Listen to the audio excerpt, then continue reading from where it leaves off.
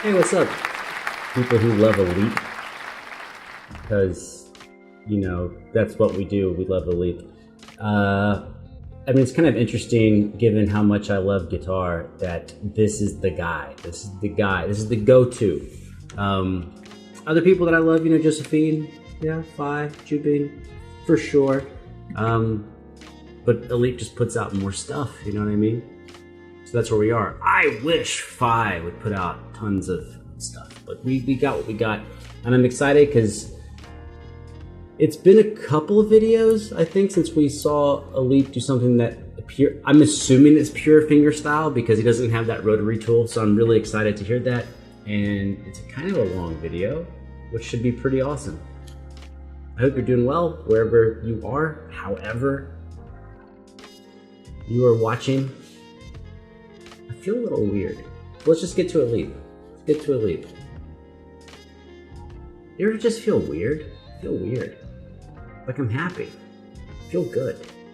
I feel weird.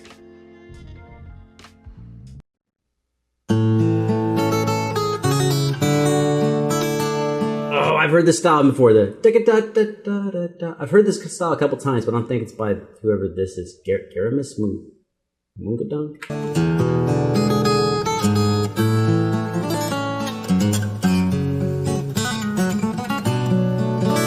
Hell yeah, dude.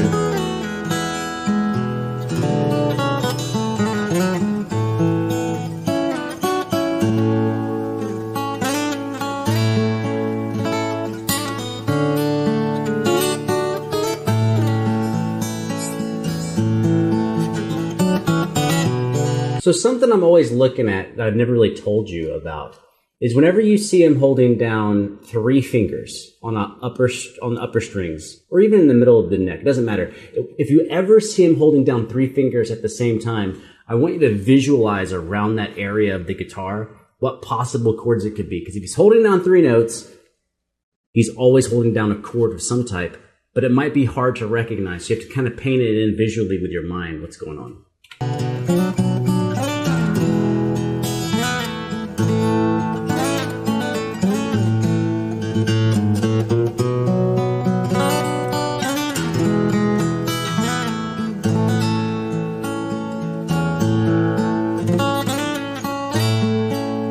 Right there. What could that chord be? It looks like a D minor or an A major, and then you just listen to your ear and you go, oh, it's a happy chord. He's playing an A major right now.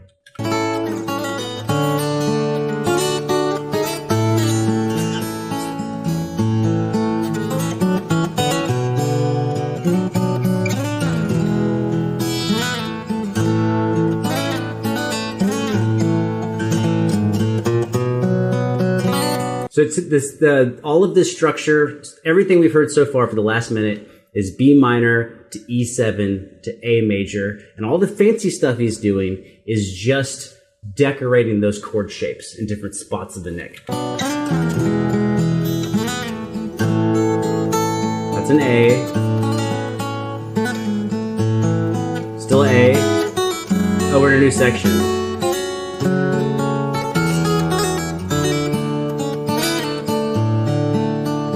All D major,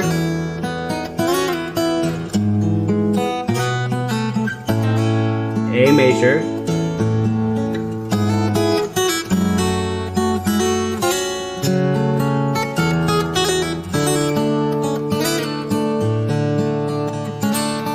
I stopped calling out chords because I thought it would be annoying. And in case you're curious, there are a lot of chords that are substitutes for other chords because they have so many notes in common. So D major is a really close cousin of B minor. So where we heard a B minor earlier, in this new section, we're hearing a D major chord. And the reason why they're such close cousins is they're relative keys, or you can just think that 2 of the 3 notes between the chords are the same. In a D chord with D, F sharp, A, if you just throw a B underneath D, F sharp, A, you have B minor 7. So B minor 7 and D major are almost exactly the same thing.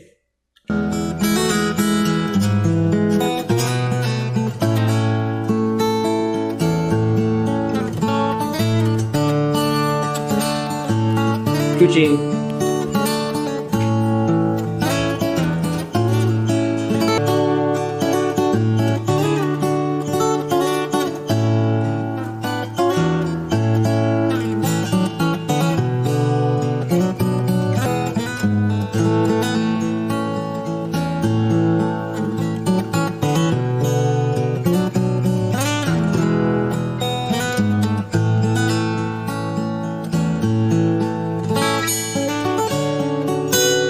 Whoa, what?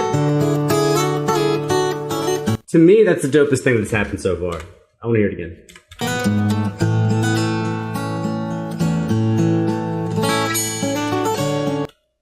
That was an A major arpeggio. Right? You can always, whenever you hear runs happening, no matter how cool they may sound, you can probably always relate it back to some home chord. So all he did is played an A major, but he went up to the C sharp with his pinky. I will try to show you some of that after this.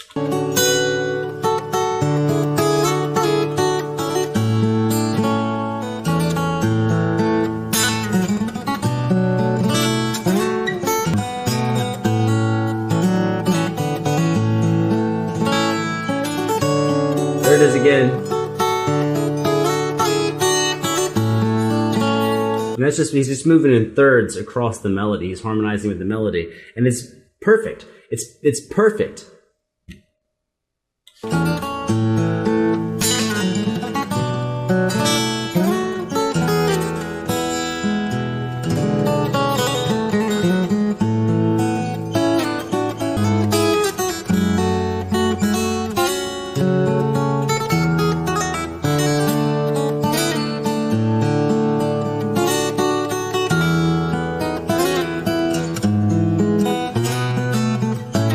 Even that fancy looking chord, hold on, let's freeze frame. Let's see if I can pause it right on the fancy chord.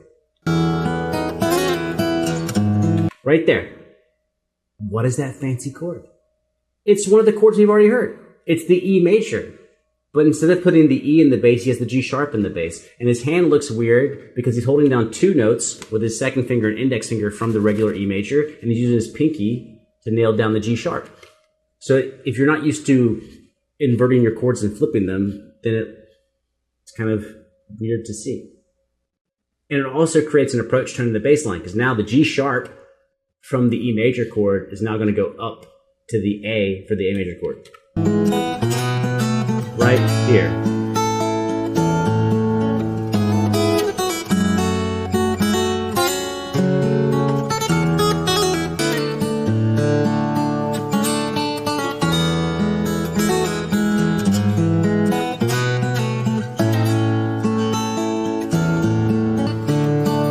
Back up, Puccini.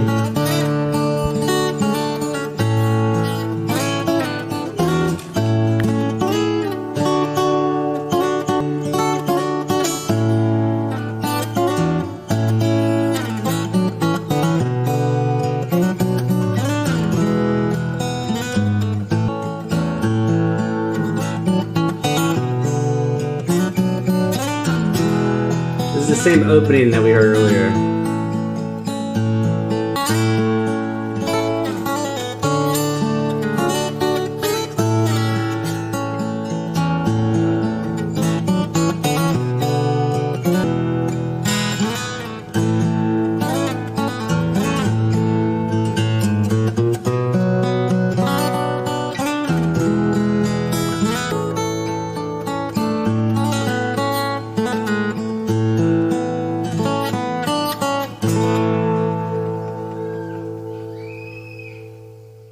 Ah, your kid's in the background, bro. It is super nice to have Alip back playing fingerstyle and just killing it. But, you know, to be super honest, I like Cat. Back up. Hold on. Turn the cat out.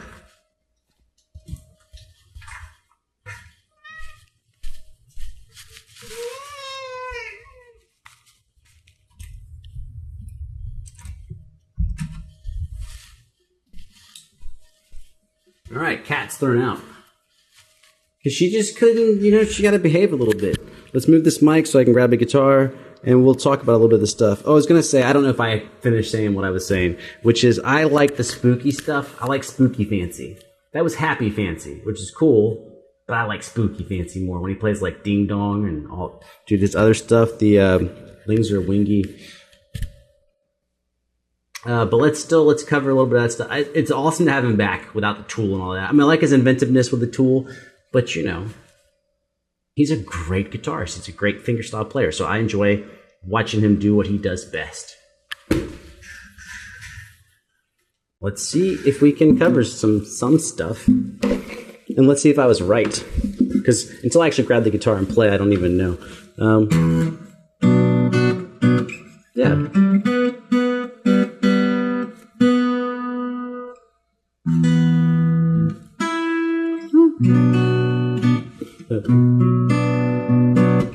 But no, B minor.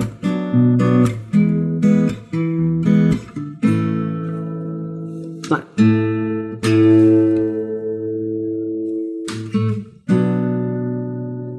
Right?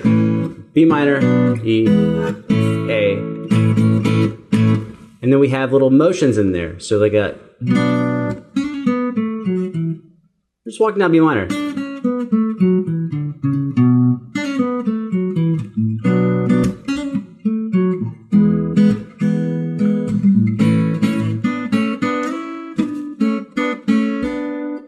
What is that? Those are just harmonized scales. This is just A major going up in thirds. And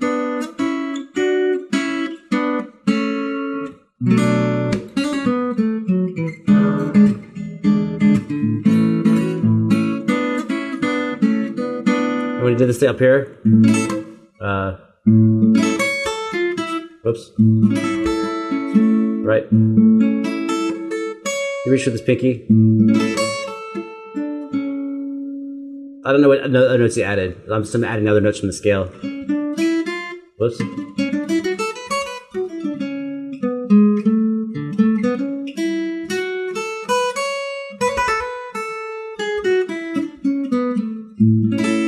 So A, B, you can play here, doesn't matter. And then E major, A.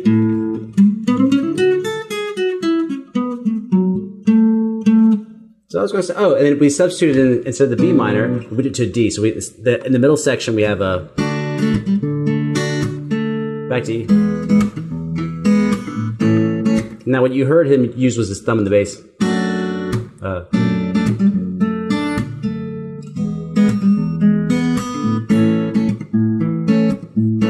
We'd also do this, which is really popular in classic rock. How do you explain? I mean, I can tell you what I'm doing. It's really simple. I'm just hammering on with 2 fingers. I'm adding 2 fingers to my A chord, an F sharp and a D. But what is it really? I'm adding 2 notes from my D chord as decoration. A, 2 notes from D, and back to A. It's I'm trying to think of how to say this. I'm just going to use theory, and if you can't keep up, I'm sorry, because it would make the video take too long. When you have a major chord that is your home bass, so in this case, A is our home bass, you can use the 4 chord as decoration. The 4 chord in the key of A major is D. So we can go through D. We still have an A in the bass.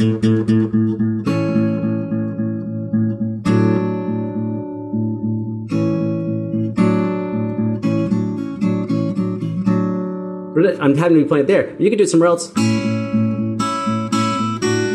D, A. Let's do it somewhere else. How about here? A, D, A. Let's come up with somewhere else to do it. How about up here? I think I know what it's doing. A, D, A. It's the 1 to 4 relationship. You can always do it because they have some stuff in common to where they're not distant from each other. Therefore, you can kind of sustain one over the other. It's a little more complicated, but it doesn't have to be more complicated. It's just one of those things that you can do in there. Oh, we also have that E. Now, this is just regular old E to A. So our bass sounds like 5 to 1. If you want your bass notes to be close together, you invert the E chord and you get. So you get.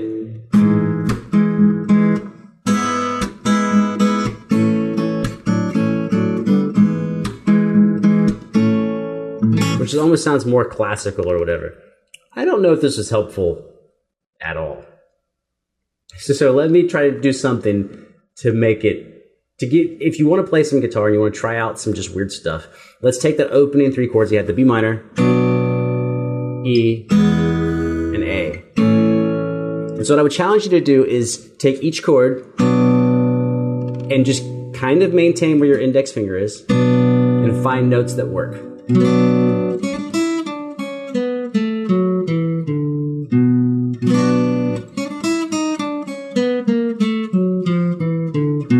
E,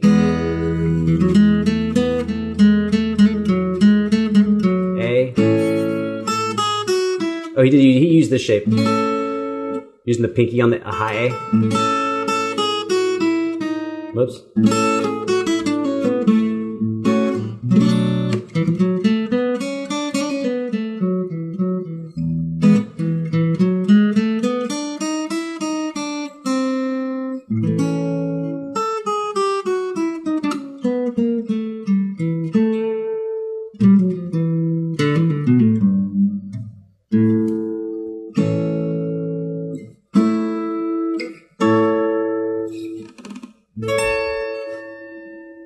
And what was that last part I just did? Those were just 3-note A chords. Why am I picking 3 notes? So that way I can just use 3 fingers. And I'm hitting my A in the bass, and I'm just moving up. So I play A here, A here, A here, and A here. And this shape, it's the same shape we had here, just up here.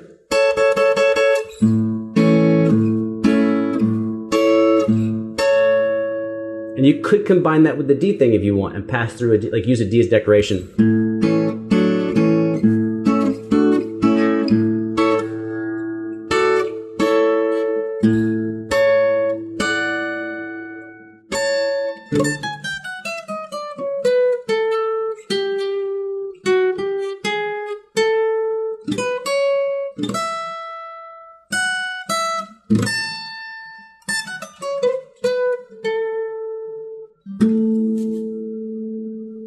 Hope that helps. I don't know.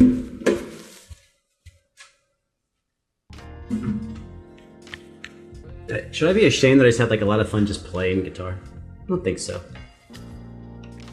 Take care of yourselves. I hope you play something super spooky next. I love spooky music. I love sad music. As Billy Corgan said from Smashing Pumpkins, I'm in love with my sadness. I feel like that was a really cheesy thing to say. Cheesy things happen. I forgot to tell you Salamat, my bad. But from me to you, none but love.